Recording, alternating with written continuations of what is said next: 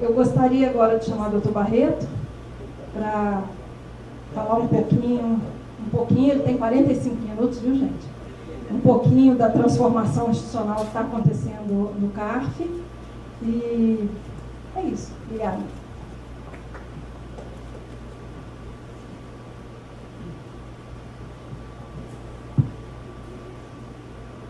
Bom dia a todos.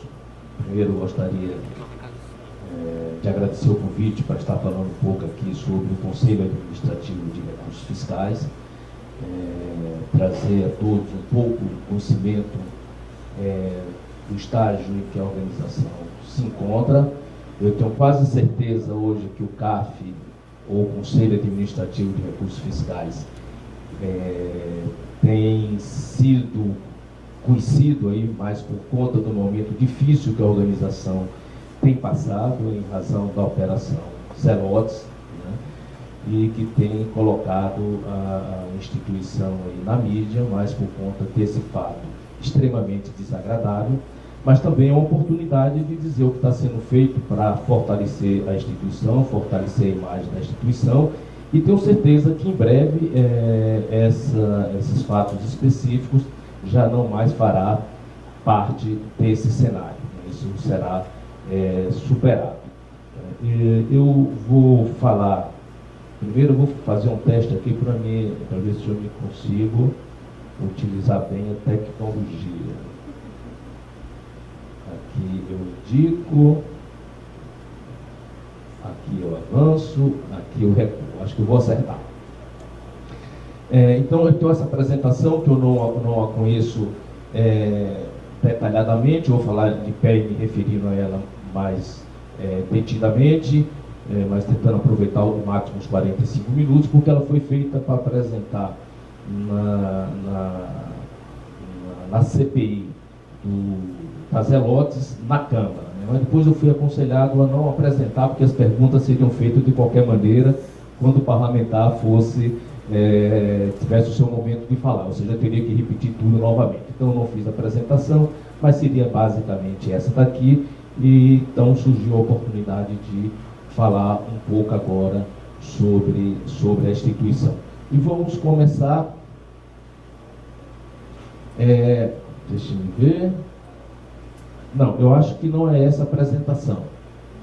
Essa é do acervo. Eu vou pedir então para a gente trocar a apresentação. Se for necessário, depois eu volto a essa daqui que fala especificamente do acervo. Eu vou falar mais da estrutura do CAF, da situação atual que nós temos avançado, e do acervo depois eu faço uma menção. Então essa daqui, né?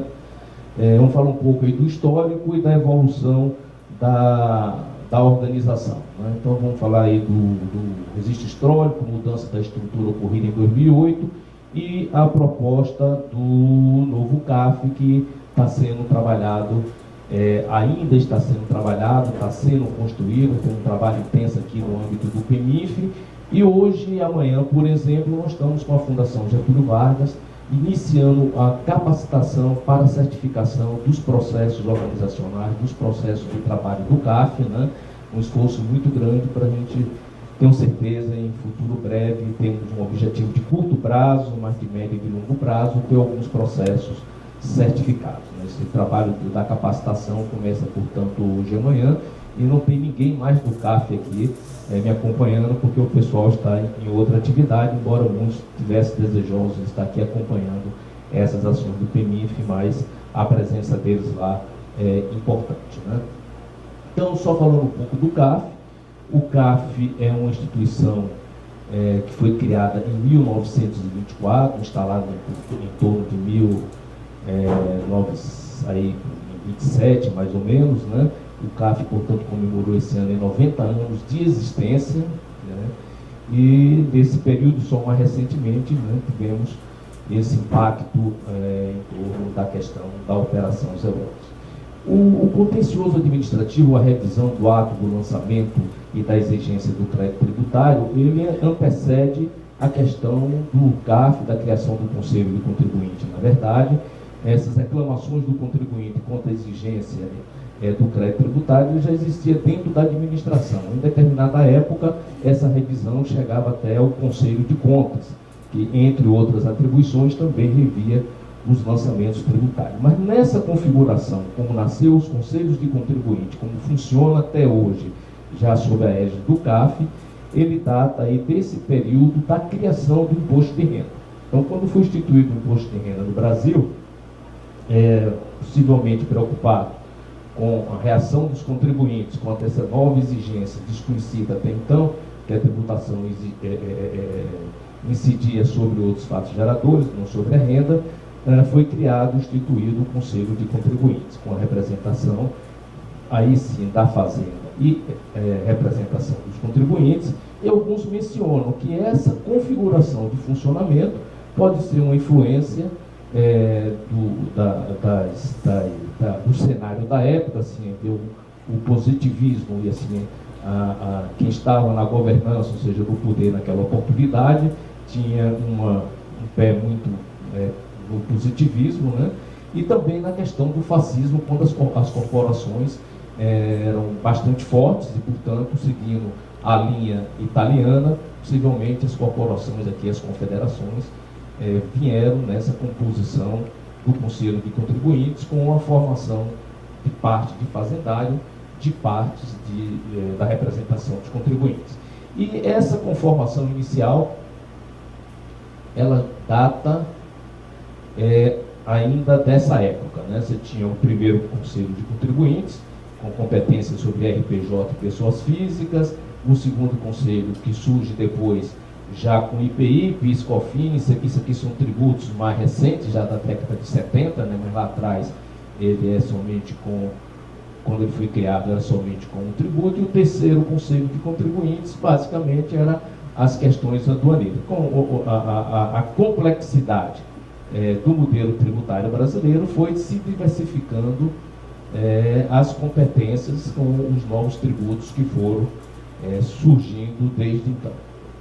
Além dos 3 conselhos de contribuintes, que vigorava, portanto, em 2008, quando foi feita a primeira reforma e criado o CAF, em 2008 já se encontrava, portanto, com essa configuração. E tem também um conselho pleno, né, e uma Câmara Superior de Recursos Fiscais. Então, esse é um modelo organizacional vigente em 2008, né? Nós temos aqui as composições, e 4 representantes de cada Câmara de Julgamento, com 4 representantes da Fazenda, 4 representantes dos contribuintes. E é de se notar que em 2008 nós tínhamos 8 câmaras no primeiro conselho, 4 câmaras no segundo conselho, 3 câmaras no terceiro conselho. Nós temos 15 câmaras de julgamento. Nesse período 2007 e 2008, o segundo conselho recebeu mais 2 câmaras, que teve a fusão da Receita Previdenciária com a Secretaria da Receita Federal, e as câmaras que funcionavam na Previdência foram incorporadas aos conselhos. Vieram 2 câmaras. Então passou a ter 8, 12, 15, 17 câmaras. Você vai notar que nessa reforma de 2008, e isso foi ampliado, e nessa reforma agora, do novo CAF, reduz-se novamente a apenas 15 câmaras, apesar do crescimento, e é natural que isso aconteça, consequência do crescimento do próprio país, da eficiência da administração tributária, da complexidade do sistema tributário. Nós temos mais litígio, temos mais processos, e processos eletrônicos com mais velocidade, né? Então, o impacto, o fluxo, o número de processos cresce, mas nessa segunda reforma, que é agora desse de 2015, reduz novamente o número de conselhos ou de colegiados de julgamento. Já mencionei a Câmara Superior, não é o caso de adentrarmos aqui. Então, esse é o diagnóstico da situação em 2008. Em 2009, nós tivemos uma reforma que foi, como já mencionei, ocorreu a criação do CAF. Em 2008, quando foi feito um diagnóstico para se fazer a fusão dos conselhos, os conselhos funcionavam de modo separados, embora fossem no mesmo prédio, eles funcionavam de forma autônoma, cada conselho tinha seu presidente, cada conselho tinha sua estrutura judicante, cada conselho tinha sua estrutura administrativa, então funcionava de forma separada, embora fosse no mesmo prédio. Então, qual foi o diagnóstico? A característica da estrutura, uma superposição de funções.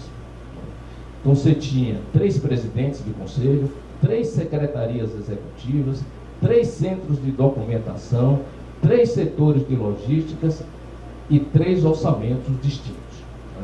Então você vê o que você tinha de esforço, de perda, né, de esforço de incapacidade em função dessa sobreposição que ocorria. E, inclusive, o sistema de suporte, embora muito semelhantes, não podia ser diferente, os processos são idênticos, julga-se da mesma maneira, fazia-se as coisas da mesma forma, mas havia até sistemas de tecnologias diferentes, desenvolvidos de forma diferente, com esforço, naturalmente, com perda de recursos públicos desnecessários numa estrutura dessa natureza. Cada conselho com estrutura administrativa e funcional própria e independente, cada com estrutura de pessoal, de pagamento, de diárias, todos independentes. Então, essas disfunções é que levaram à proposta de criação ou unificação dos conselhos administrativos, dos conselhos de contribuintes no Conselho Administrativo de Recursos Fiscais. Que fosse a situação específica dele, tinha um tratamento diferente, não uniforme, em função dessa fragmentação em 3 conselhos de contribuintes. A proposta de unificação do CAF, portanto, a criação do CAF, em 2008, implantado em 2009, não me lembro do ato, alguma coisa, visou justamente eliminar a superposição de funções, eliminar retrabalho, realocação dos recursos humanos e orçamentário, implementação de serviços novos, informatização integral do contencioso, aqui de segunda instância, aqui não comporta o de primeira instância, que é administrado no âmbito da Receita Federal, e uniformização e padronização dos processos de trabalho, ou seja, os fundamentos da proposta de unificação em função daquele diagnóstico que nós vimos no slide anterior. Aqui é bom a gente registrar que nessa oportunidade, além de ter vindo para a competência dos conselhos de contribuintes, especificamente do segundo conselho naquela oportunidade, das câmaras de julgamento previdenciárias, aqui a gente já se identificava naquela oportunidade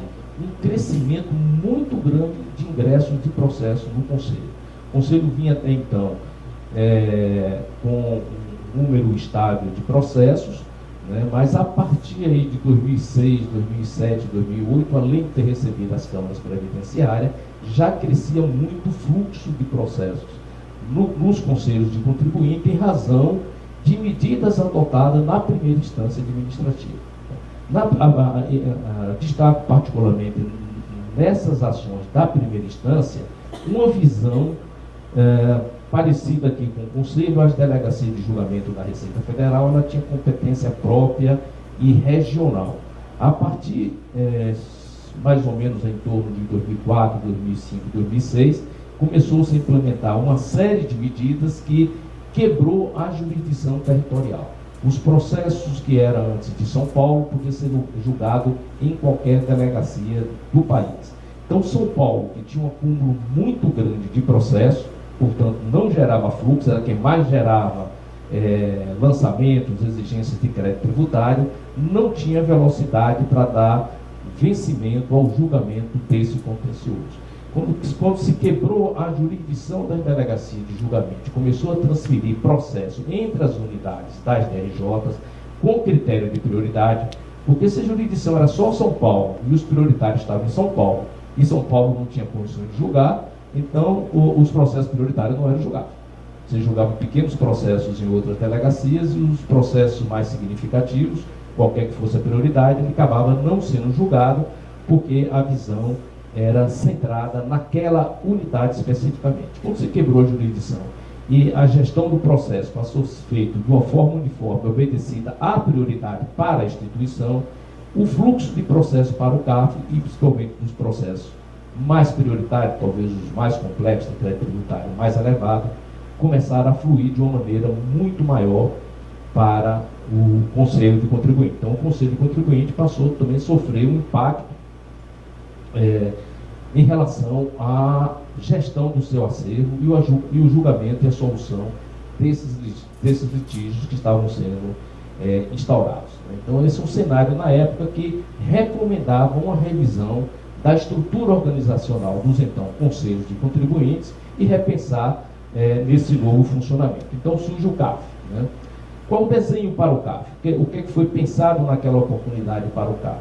Uma única presidência, uma única secretaria executiva, divisão em sessões de julgamento especializadas por tributo, refletiu mais ou menos o que era as atribuições do primeiro, segundo e terceiro Conselho de Contribuintes, que ficou em primeira sessão, segunda sessão e terceira sessão, mas tudo de um único órgão, né, um único Conselho Administrativo de Recursos Fiscais. Desdobramento das câmaras em turmas, porque nesse momento, considerando estudos de impacto do acervo existente, de duas novas câmaras de contribuições previdenciárias e do fluxo de entrada que era crescente, expandiu-se o número de colegiados de julgamento, expandiu-se a quantidade de conselheiros, tanto representantes da Fazenda como representantes do contribuinte, para dar conta do julgamento célere, né, um julgamento mais rápido ou adequado dos litígios que passaram a ser apreciados aqui no Conselho. E a criação também de uma Câmara Superior dentro da estrutura do CAF, que antes era uma estrutura à parte dos próprios Conselhos de Contribuintes. Eram 3 Conselhos de Contribuintes, mais uma Câmara Superior, também com estrutura própria. Né? Então, esse foi o desenho para o CAF em 2008, instalado em 2009. Então, o CAF começou a funcionar em 2009 com essa nova estrutura. Esse é o desenho, portanto, da estrutura que foi implementada, né? Uma presidência única, secretaria executiva única, uma assessoria jurídica única, sessões de julgamento, que aqui define mais a competência de julgamento dos tributos do que uma estrutura administrativa em si. As estruturas administrativas e o funcionamento efetivo estavam nas câmaras, e as câmaras eram desdobradas em turmas de julgamento. Cada Câmara com uma secretaria e em turmas de julgamento. Isso veio se mostrar depois, a gente vai ver nesses estudos agora mais recentes, estamos chamando de novo o CAF, que essa estrutura também não se mostrou adequada, ou seja, a reforma não foi plena. Não vou dizer que era possível e não era possível perceber naquela primeira mudança com aquele diagnóstico o que poderia acontecer na fase posterior. E toda aquela estrutura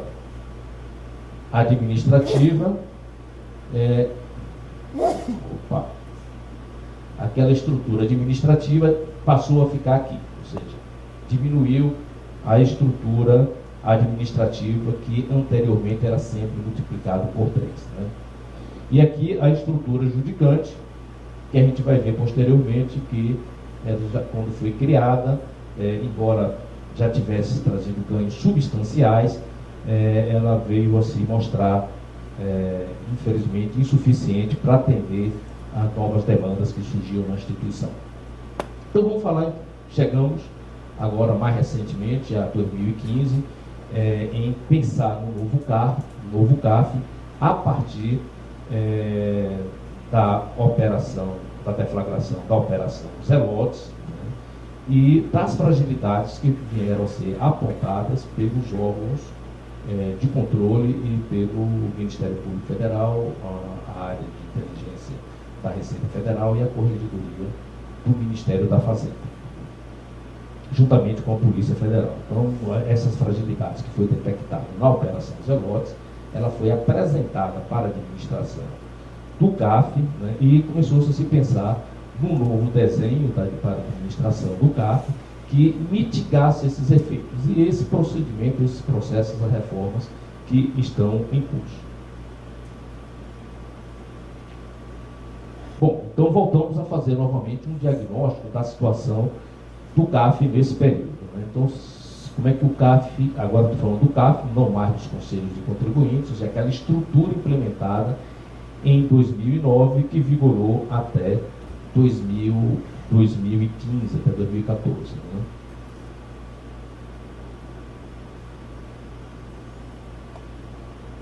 Esse anterior, portanto, já é o CAF, né? Então, 3 turmas de Câmara Superior, 12 câmaras de julgamento, centralização das atividades no presidente de Câmara. Então, como eu chamei a atenção ali para o presidente de Câmara, aquela estrutura de presidente de Câmara, secretaria de Câmara e turmas abaixo da Câmara, qual o papel do presidente de Câmara? O presidente de Câmara, ele fazia parte do colegiado da turma ordinária, fazia parte, era relator e julgador na Câmara, nas chamadas turmas ordinárias ou câmaras baixas, era também conselheiro da Câmara Superior. Então ele tinha 2 funções, ele participava das turmas baixas, participava da Câmara Superior, ou seja, como relator, não é só chegar lá e julgar, ele tinha que relatar processos, botar processos em pauta. O presidente de Câmara, essa pessoa aqui, fazia tudo isso, era também o responsável por fazer o exame de admissibilidade do recurso especial. E não tem nenhuma estrutura técnica para isso. O recurso especial, quando o contribuinte ou a fazenda, né, as partes, uma ou outra vencida na Câmara, na turma ordinária, se houvesse divergência de outra turma, ele podia ingressar com um recurso especial de divergência para revisar aquele julgamento. Mas para que esse recurso especial suba para a Câmara Superior, para ser reexaminado, ele passa por um exame de admissibilidade. Isso competência também do presidente de turma. Consequência, ele é julgador na Câmara Ordinária, no recurso voluntário, julgador na Câmara Superior, cuida de toda a parte administrativa da Câmara dele, tem que revisar os acordos e assinar todos os acordos e tem que fazer exame de admissibilidade. Consequência, não tem estrutura técnica que o apoie. Então, sair com a Secretaria de Câmara para cuidar da rotina de Câmara. Não era feito. A estrutura não atendia a demanda efetiva que estava por trás, que estava no pano de fundo disso. Consequência, tem uma ação PEMIF de reduzir o estoque de processos aguardando o exame de admissibilidade, porque não era possível, com essa estrutura e esse papel do presidente de Câmara, e preparar a pauta e convocar a sessão e fazer com toda a função administrativa dele, com 2 funções judicantes, nas turmas ordinárias e na Câmara Superior, ele conseguiu fazer isso. Então, já uma deficiência muito grande nessa estrutura aqui das câmaras. Ou seja, centralização das atividades no presidente de Câmara. Eu falei no presidente de sessão, o presidente de sessão é também presidente de Câmara. A sessão, na verdade, é um ente que vai definir somente a competência das câmaras que estão subordinadas. Mas o presidente de sessão também era presidente de Câmara. Com aquelas mesmas atribuições. Processos de trabalho fragmentados. Cada Câmara fazia sua pauta, cada Câmara fazia sua ata e fazia do seu jeito. Ou seja, você começa a enxergar aquela fragmentação que a gente viu primeiro naquelas outras estruturas do Conselho separados, começa a se enxergar fragmentações dentro das próprias câmaras, das sessões e das câmaras. Portanto, também sem padronização e com dificuldade para os mesmos contribuintes, ou patronos, ou parte, ou a fazenda que atua perante o CAF. Uma clara sobreposição de atividades sem especialização, porque a Câmara ela faz tudo, ela não conseguia ser especializada ou em pauta ou na ata, nenhum suporte ao colegiado de julgamento quando acontece a reunião do colegiado. O presidente da turma é que faz a ata, é que recebe os pedidos de retirada de pauta, de adiamento, de preferência, é quem pronuncia o voto, é quem faz o registro, tudo centralizado na pessoa do presidente de Câmara, que tem que julgar, quem pronunciar o voto é também relator, né? Ainda é hoje também relator, e ficava com incumbência de fazer toda a atividade do colegiado de julgamento.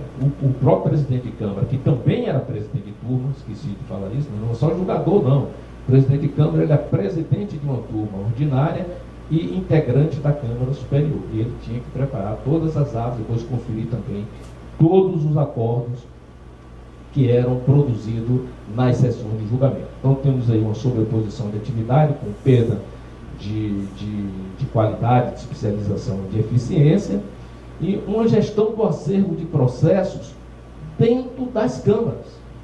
Os processos, assim como a gente enxergou aquela fragmentação lá nos conselhos de contribuinte, nas câmaras dos conselhos, isso aqui não foi resolvido. O acervo de processo ficava dentro da Câmara.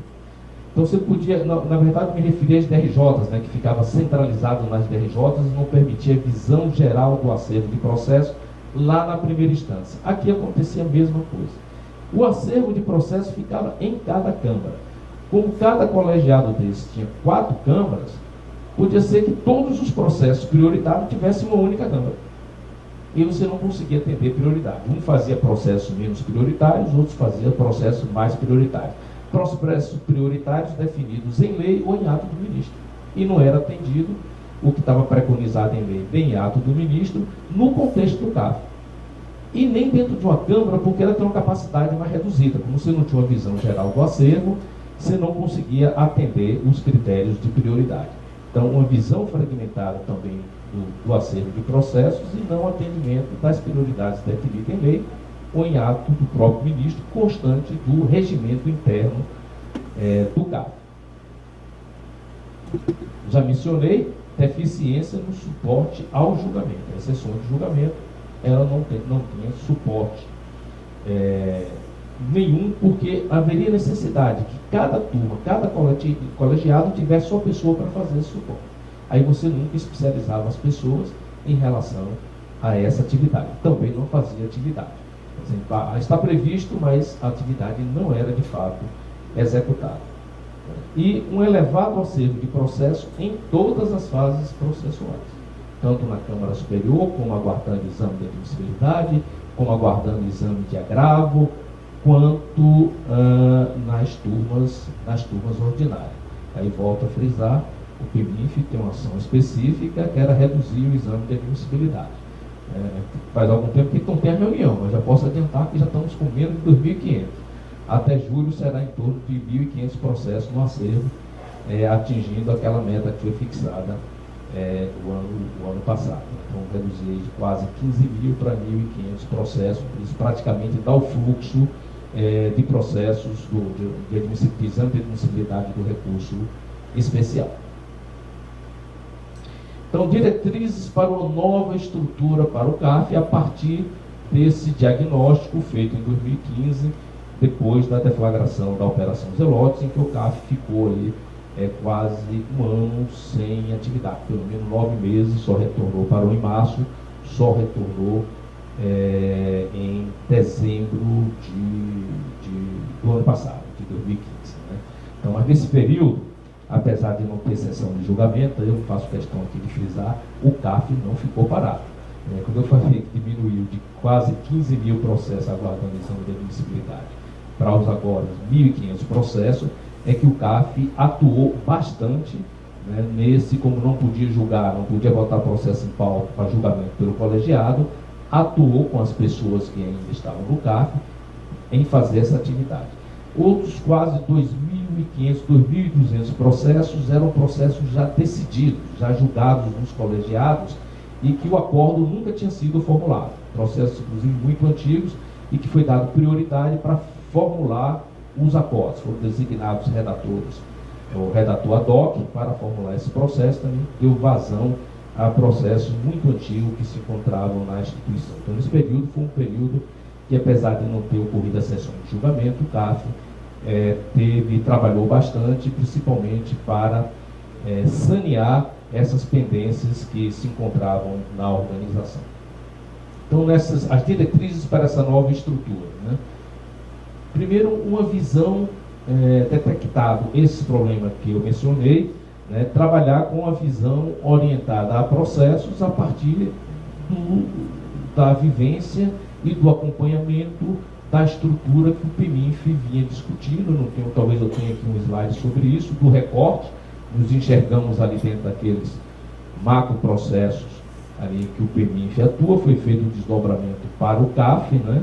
E a partir daí foi detectado a importância de ter uma estrutura de gestão que fosse orientada a processo, tirando atividades de dentro das câmaras, para que isso funcionasse melhor.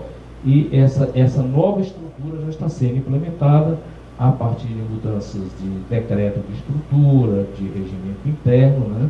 E agora nós estamos com outra proposta de mudança. A gente vai paulatinamente mudando. Não sei se a doutora Julieta já chegou às suas mãos, nós já encaminhamos uma nova proposta de mudança. Eliminar a fragmentação, principalmente na gestão do acervo, no suporte ao julgamento, especializar funções, nos dois casos, fortalecer a gestão e a governança. O doutor Leonardo já não se encontra mais aqui, né? Mas isso é uma questão importante. Durante esse período, tanto a CGU como o Tribunal de Contas da União esteve residente no CAF.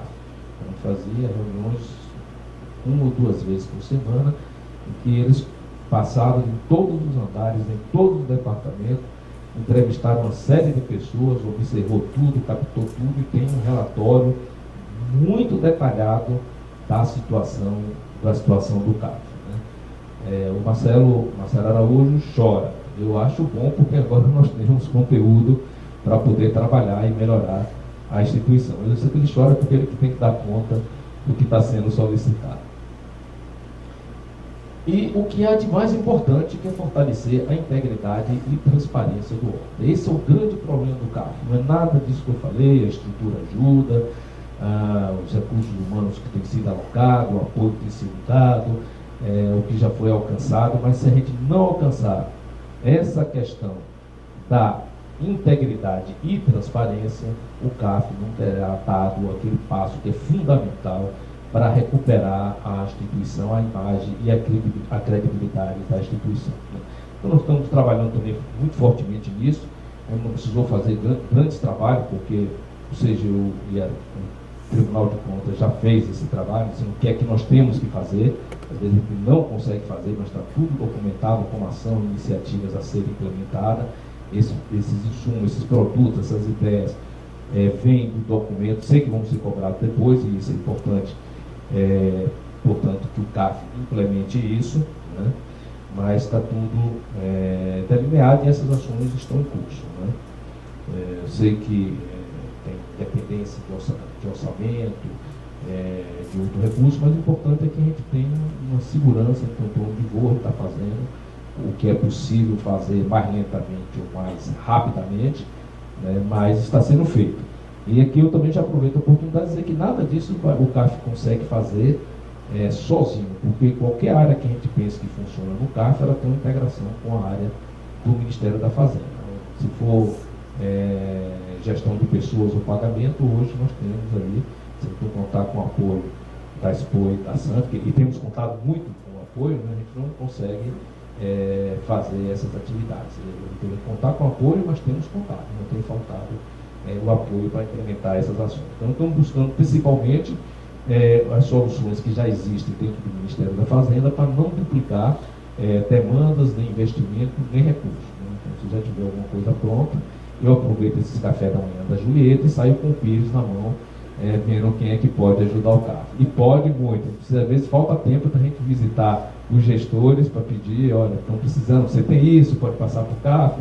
Eu sei que desenvolveu uma solução para vocês, assim, vocês podem instalar, apoiar, e temos tido bastante apoio de todos os órgãos do Ministério da Fazenda. Anteriormente a Procuradoria cedeu o GESPLAN, né, que já estamos colocando em funcionamento. Né, a Receita, os processos são mais integrados, porque trata do crédito tributário. Então, tem o sistema básico do CAF é o e-processo, né? Então funciona em conjunto com a Receita e a Procuradoria, e aí estamos desenvolvendo essas soluções sem implicações muito grandes com as questões orçamentárias. E a base para tudo isso foi o decreto de estrutura e o novo regimento interno, que já está, portanto, sendo aplicado desde dezembro, quando o CAF voltou a funcionar. Aqui está a cadeia de valor que eu mencionei, né? Então isso aqui é um extrato do que está lá no PMIF, né? Aí Julieta enxerga mais o todo, eu só enxerga aqui a parte, né? E aqui está substancialmente as atividades que o CAF executa, né? Aqui em cima nós temos que é a atividade principal, que é julgar os recursos administrativos de segunda instância e em instância especial. Então nós temos, na verdade, 2 instâncias dentro do CAF, a instância ordinária e a instância especial. E temos portanto, os tipos de recurso: recurso voluntário, recurso de ofício, pela própria administração, o recurso especial, e ainda temos uma espécie de recurso que dá muito trabalho, que são os embargos, né?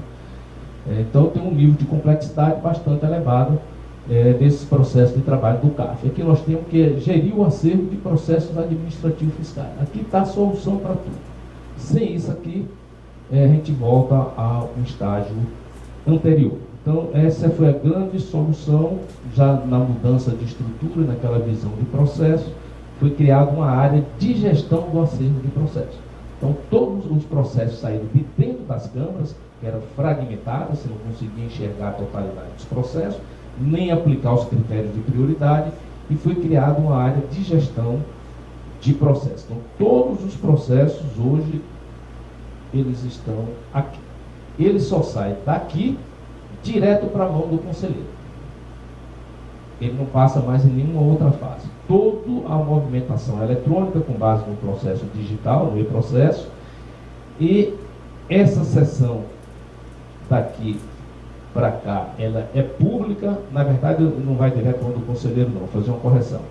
Daqui ela vai para o colegiado de julgamento na atividade sortear processo, mas ela sai daqui por sorteio. O sorteio tem um calendário do sorteio interno. A gente convida a Procuradoria da Fazenda, convida os presidentes de Câmara de Sessão e funcionário, e é feito uma vez por mês, esse sorteio aqui. Esse sorteio ele cai direto no colegiado de julgamento, na atividade distribuir e sortear. E essa distribuição para o conselheiro, também de forma eletrônica e aleatória, ela é feita em sessão pública de julgamento. Então, na sessão pública, ela é sorteado para o conselheiro. Então, nessa fase, quando faz o sorteio, ele cai direto na caixa, na atividade do conselheiro. Quem for no sistema do CAF consultar onde está o processo, naquela mesma hora vai aparecer que ele está com Julieta, que ela é relatora daquele processo. Naquela mesma sessão, o conselheiro recebe a contrafé dos processos que foi sorteado para ele. Então fica tudo registrado, inclusive em ata, com a contrafé dos processos que foi sorteado. Bom, hoje, há algum tempo, tivemos dificuldade com o Tribunal de Contas e com a CGU, porque nós não tínhamos como apresentar o que era o acervo do CAF. Hoje nós temos como apresentar por antiguidade, por matéria, por tributo, por assunto, por crédito tributário. Se tem cautelar fiscal, se tem representação fiscal, você tem hoje um diagnóstico muito grande do acervo do CAF. Temos ainda algumas deficiências quando se trata de Câmara Superior, porque muda tudo, né? A classificação da matéria, ela muda substancialmente na Câmara Superior, mas a gente inicia agora uma ação para qualificar os processos da Câmara Superior. Estamos aprovando um manual e um sistema de codificação, que são os argumentos trazidos no recurso. Eu sei que o PEMIF tem também um projeto de codificação de matérias. A gente já usa isso na primeira instância, na área de lançamento de fiscalização da Receita, que é utilizado pela primeira instância de julgamento e utilizado pelo CAF, mas especificamente o recurso especial, como a matéria muda bastante, a gente vai ter uma outra codificação que segue mais ou menos a codificação que tem, nada disso foi jogado fora, é apenas mais resumida, em que a gente já criou uma tabela dentro da intranet, que se faz a consulta, identifica a matéria, bota o código. Colocado o código, você faz somente cruzamento de número e vai te dizer que todas as matérias que são iguais ou semelhantes. Se forem semelhantes, ele forma um lote por área de concentração temática. Se for igual, gera recursos repetitivos e você pode julgar diversos processos em uma única sessão de julgamento. Então, isso aqui avançou muito. Então, foi uma das mudanças da estrutura, né, e já se encontra em funcionamento. E sei que para isso a gente fez aí, procedido pessoas de outros órgãos do Ministério da Fazenda. Quero dizer que o sacrifício dos outros redundou em ganhos significativos para o próprio Ministério da Fazenda por intermédio da solução do CAF, né? Então, os recursos foram muito bem aproveitados, muito bem implantados, com pessoas que chegaram lá novas, mas muito competentes, e permitiam a implantação dessa solução. Avaliar a admissibilidade de recurso especial. Para que também foi criada uma nova estrutura dentro das câmaras, que é o presidente de câmara ainda que decide isso, com um quadro próprio de pessoas que fez com que um projeto que foi seguido à risca, que esse número de processos aguardando admissibilidade, ele foi solucionado rapidamente ou não cabia, e o processo está extinto na esfera administrativa, o contribuinte pode ir ao judiciário, mas na esfera administrativa ele está extinto, ou ele foi admitido para a Câmara Superior. Ao ser admitido para a Câmara Superior, ele vai cair na gestão do acervo. Se ele for prioritário, ele já caiu para julgamento. Então não fica mais esperando anos aqui, vem aqui para saber quando a Câmara ia poder colocá-lo, a visão passa a ser maior, então esse processo tem sido bastante ágil, né? Claro, tem dificuldade, porque aí também, não está registrado talvez nos slides, mas é importante dizer que essa classificação por matéria e também por horas prevista, a cada processo foi atribuído um peso de complexidade e tempo de julgamento. Então é possível hoje olhar para o acervo do CAF e dizer assim, não, nós temos aqui, não é 108 mil processos para julgamento, mas 2.250.000 horas para julgamento. Aí eu vou saber quantos julgadores eu tenho, 22 dias no mês vezes 8 horas, diminuído do trânsito de viagem mais os dias da sessão de julgamento, quantas horas líquidas eu tenho, quantos julgadores eu tenho, multiplicado eu tenho quantas horas líquidas para julgamento. Se eu tenho hora lá para julgar, eu sei se eu vou julgar ou não vou, e eu sei que não vou. Em síntese, é bom que eu diga isso aqui, não para essas cadeiras que estão aqui vazias, mas daqui para cá, de Julieta para cá. Então, não vou conseguir julgar esse acervo de processos em horas estimadas, e são horas muito rígidas, esperado assim 8 horas para julgar um processo significativo. Mas por que imaginamos que é possível fazer isso? Porque com esse trabalho do acervo, a gente quer entregar para o conselheiro por matéria.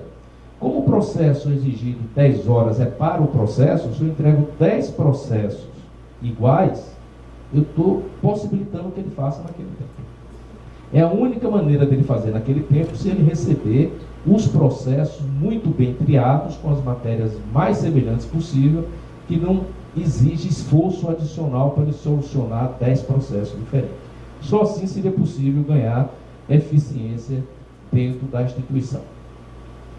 Aqui nós temos o portão de exame da admissibilidade, e aqui ainda temos a admissibilidade dos embargos. E os embargos, antes de seguir para o conselheiro relator, ele é feito previamente um exame para não distribuir para o relator da matéria, quando na verdade não cabia o embargo, é apenas para ganhar tempo.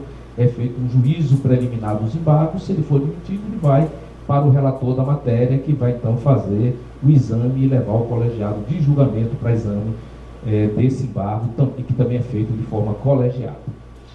E por fim, aqui também dentro dessa estrutura nova, foi criado uma área de preparo e suporte ao julgamento.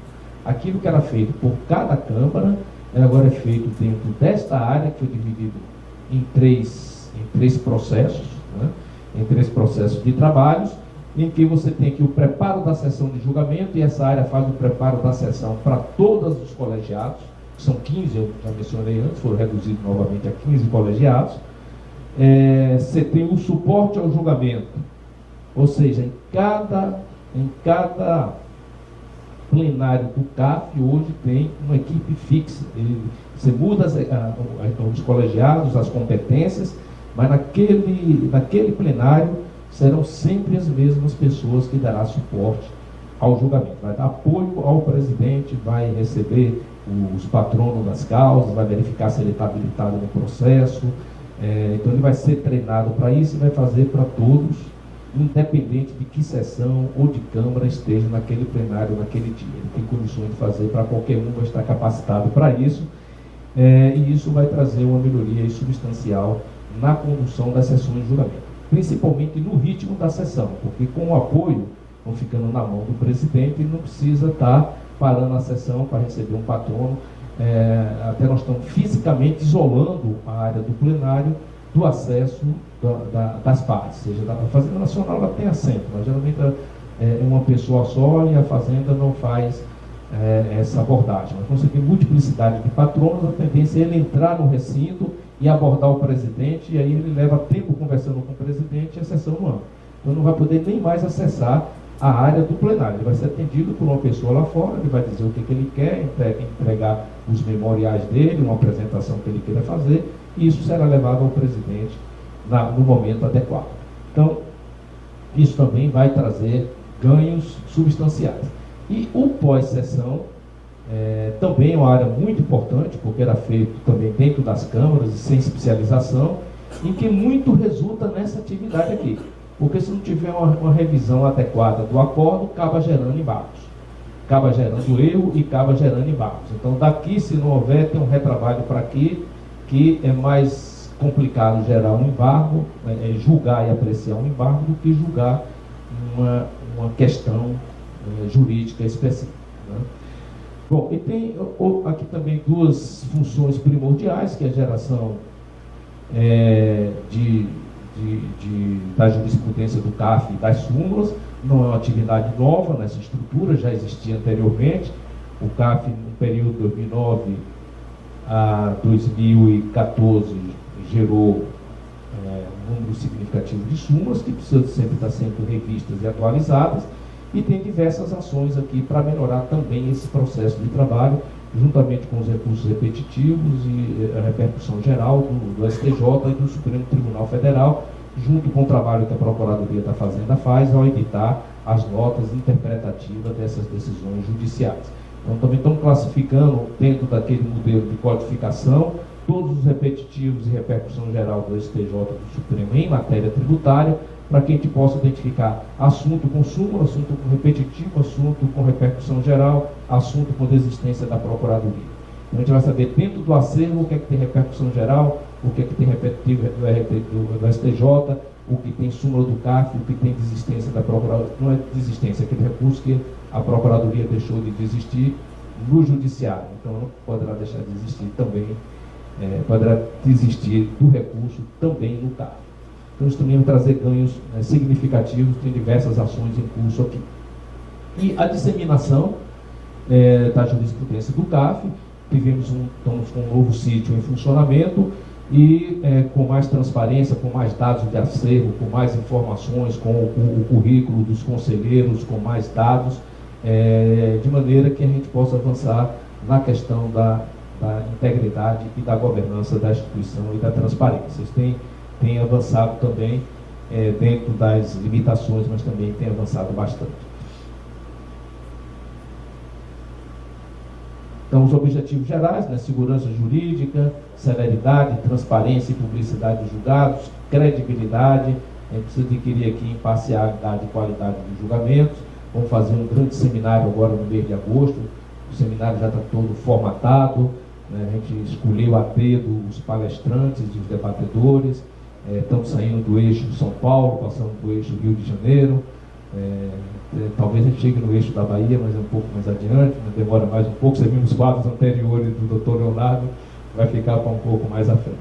Mas a gente precisava quebrar aí digamos assim, uma dominância doutrinária e procurar outros centros acadêmicos para discutir também essas questões tributárias. Vamos ter um seminário importante para o CAF, com temas relevantes que estão sendo discutidos no âmbito da administração tributária. Cooperação entre as partes envolvidas, isso não é uma atividade fácil, nós temos feito sistematicamente reuniões com as confederações, porque se a gente quebra esse eixo de discussão sobre votos de bancada, para obter que os votos sejam o mais técnicos possível, que as pessoas estejam preparadas e que possam fazer o necessário julgamento imparcial dos litígios instaurados. Eles têm que, de fato, desenvolver uma política de aproximação com as partes para que, dado a confiança que possa existir, a gente consiga avançar nesse papel. Porque hoje a gente detecta assim, situações que tende mais realmente ao voto de bancada do que o voto técnico. E alguns patrões do contribuinte têm colocado isso, que no passado o CAF não tinha com tanta ênfase situações dessa natureza. Então a gente precisa recuperar, entender o que foi esse passado em melhorar a atuação dos colegiados de julgamento no CAF. Harmonização de interpretação, através da jurisprudência ou de decisões de outro nível que possa reduzir esses litígios. Bom, aqui, modernização da estrutura, já passei por isso aqui, quando eu falei da estrutura, eu vou saltar, quando estava na cadeia de valor, antecipei todas essas mudanças. As principais alterações do que era antes, do que está agora, está aqui, isso aqui é importante a gente falar, né? Anteriormente, até 2015, representantes contribuintes sem remuneração, hoje representantes do contribuinte remunerados e com dedicação exclusiva. Dedicação exclusiva é o seguinte, ele não pode advogar, tem que suspender a carteira na hora, ele pode fazer outra atividade, pode ter outro trabalho, pode até trabalhar numa empresa, mas ele não pode advogar. Okay? E hoje se questiona se essa remuneração é adequada para o nível de responsabilidade e exigência que o CAF faz, porque a exigência de produtividade é igual para todos. Então já há uma discussão aí, na mídia inclusive, sobre o nível de remuneração que foi colocado nessa reforma. Principalmente que em 2008 foi encaminhado um projeto de lei pelo Poder Executivo, né, com uma remuneração bem maior do que hoje está vigorando. Foi reduzido de 216 conselheiros, chegava a quase 350 com suplentes e pró-tempores, né, para 144 conselheiros e 36 suplentes, chegando a 180. Então, voltamos a uma situação em 2007, com aquele número de colegiados. Então, uma redução substancial para um crescente número de processos. Ou você tem novos meios de enfrentar os litígios que surgem a cada dia, e aquele acervo que eu já mencionei, que são 108 mil processos. Se não mencionei, menciono agora, são 108 mil processos, chegando a 145 mil com os processos anexos e 500 bilhões de reais de crédito tributário em litígio. Composição dos colegiados. O colegiado era de 6 conselheiros, passou para uma composição de 8 conselheiros. Também aqui uma recomendação do Ministério Público, da Corregedoria e da COPEI da Receita Federal. Composição da Câmara Superior pelos presidentes de sessão e câmaras. E aqui, anteriormente, o presidente de Câmara ele participava da turma ordinária e da Câmara Superior. Agora não, ele só participa da Câmara Superior. O presidente de Câmara não participa mais, não relata e não julga nas turmas ordinárias. E o mandato de 3 anos, renovável por mais 3, foi reduzido para um mandato de 2 anos, renovável por mais 3. Ou seja, o conselheiro hoje ele só fica no CAF 6 anos. 2 anos ele aprende e os outros 2 ele aplica aquele aprendizado. Embora é importante dizer que muitos dos conselheiros que vêm já entram com bastante experiência e conhecimento teórico. Ele pode não conhecer do CAF, mas ele conhece da matéria tributária. E o comitê de seleção de conselheiros que foi fortalecido tem sido muito rigoroso. As primeiras listas chegaram a ser restituídas em 55%, só 45% era aproveitado, 55% inapta e eram devolvidas para as confederações. Então já melhoraram esse perfil da composição da lista, mas a seleção continua rigorosa e o comitê agora, porque foi uma seleção muito grande de novos conselheiros, pretende com um número menor fazer inclusive entrevista com os candidatos. O processo digital, o e-processo é a base hoje de toda a sustentação do contencioso. Os conselheiros todos têm acesso aos processos na sua equipe de trabalho, eles só enxergam o que está na sua equipe de trabalho, né? Isso permite celeridade, economia, transparência, segurança e acessibilidade. O contribuinte pratica os atos processuais por meio do ECAC, tudo eletronicamente, não precisa levar papel mais no CAF, não tem mais papel, não se recebe mais papel, e pratica os atos diretamente. Quando ele leva no CAF, a gente disponibiliza para ele mesmo digitalizar e ele mesmo anexar o processo dele ali. Se ele quiser cópia, ele vai procurar a procuração dele lá junto a quem o constituiu e veja o processo diretamente. Não estamos dando mais cópia, porque hoje já não é necessário, as pessoas apenas mantêm os velhos hábitos, né, mas o CAF não está mais atendendo a essas demandas.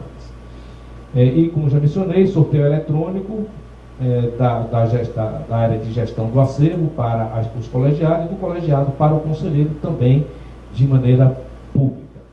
Então, assim, em gerais, Julieta, era essa apresentação que eu ia fazer lá para a Câmara, eu não fiz, tive a oportunidade de fazer aqui, fazer uma passagem geral pela situação do CAF. Continuamos em busca dos aperfeiçoamentos, temos uma nova proposta de estrutura, né?